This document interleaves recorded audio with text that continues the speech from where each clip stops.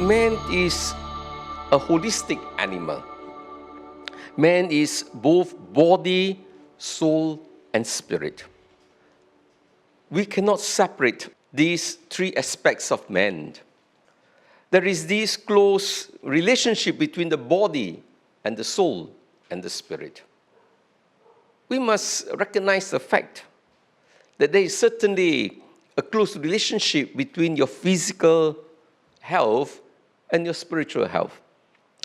That is why I always emphasize and underscore the importance of regular exercise, of making sure that we consume food that is appropriate for our needs and not overdo it. Because spiritual health and physical health, they must go together.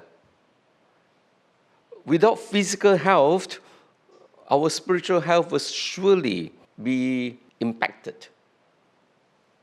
A person's physical health itself is a manifestation, unless it is hereditary, unless it is due to bodily weakness because of infirmities, diseases, virus, whatever it is.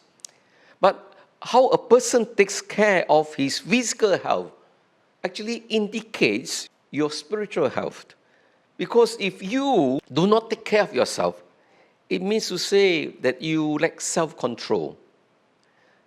You don't recognize the priorities of life.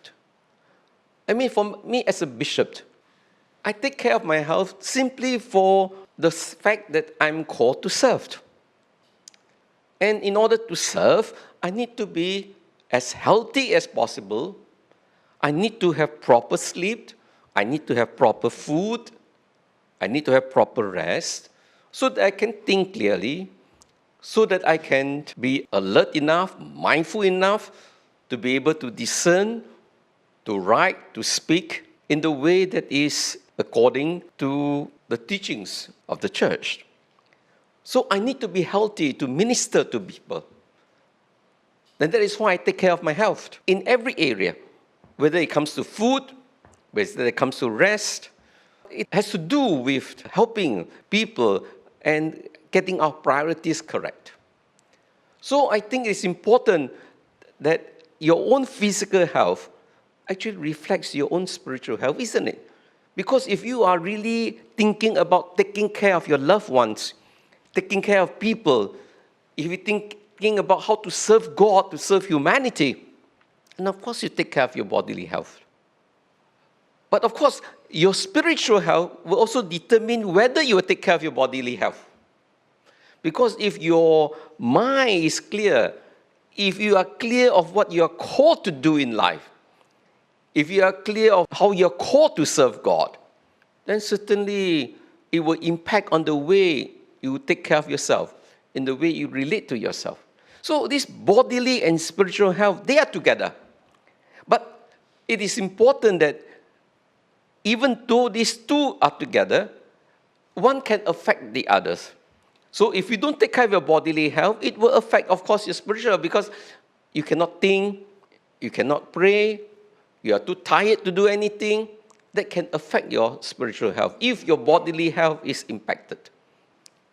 But again, it is important to recognize that the body is meant to serve the spirit at the end of the day. And if we take care of ourselves bodily, it cannot be for reasons of vanity, but really because we want to serve a higher cause. At the end of the day, it is not about the food that you take. They can be useful. They can help us. But what is more important is what is in our heart. But what is the heart? The heart is a perceptive kind of faculty. So we say, where is your heart? Your heart is, the biological heart is just beating. But the heart actually is a combination of the mind and the body. The heart is your whole being. That's why when the heart dies, the whole person dies. But the heart actually means how you perceive things. The way we think, the way we direct our minds, the way we focus our hearts on things can either liberate us for life, make us happier, or will result in destroying ourselves and destroying our loved ones as well. So it's very important that our minds must be purified so that our hearts will be one with God.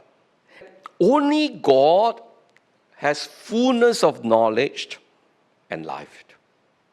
And therefore, while God created us as human beings and sharing in His intellect and will, symbolized by the breath of God being blown into the nostril of man, man is called to be like God. That is true.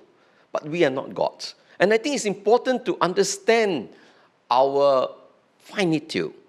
It is only when man forgets his finitude, he begins to act like God. He wants to be like God without God.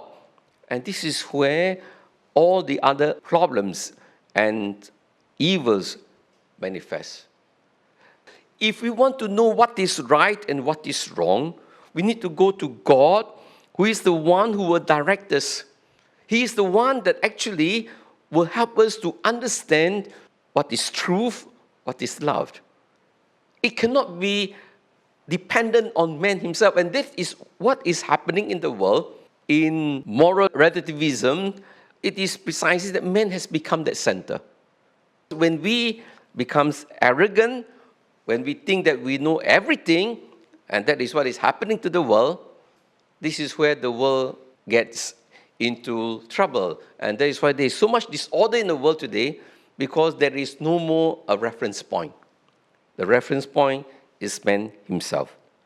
And so today, we pray that we will be able, once again, to keep our focus on the Lord, so that our hearts will be purified, our intentions purified, and most of all, we will be able to take direction from Him as to how we can live this life to the fullest.